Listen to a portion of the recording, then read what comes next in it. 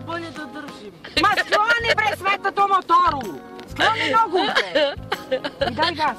Daj gas, ajde! Da udarimo u ovo, jeba. Šta ćeš da udariš?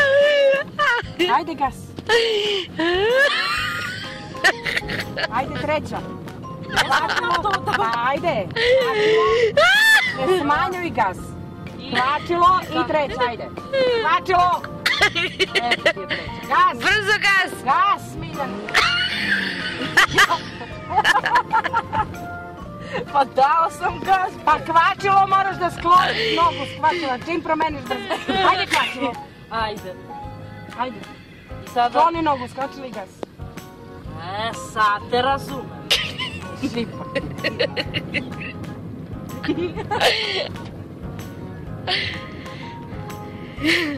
Razumem. Hoćeš jednom?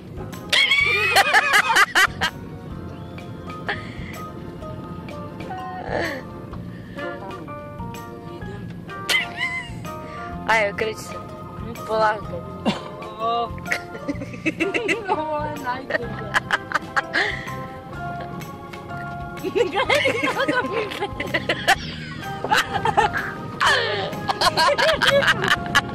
Ajde gas, kvačilo, treća, ajde treća. Skloni nogu. Bravo. Bravo, baš vidiš. Već kapirala. Gas Miljana, gas. Gas! Ne smem. Ma treća mora gas.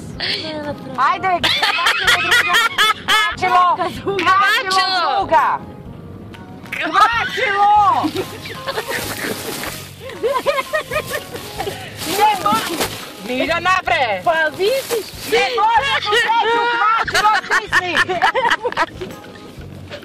Ja sam se upiškila, ljudi. Ja sam se upiškila, stvarno. Ti kažem, nemoj da daješ gas, nema, izbacila sam ti ga iz vrta. Plašila si me.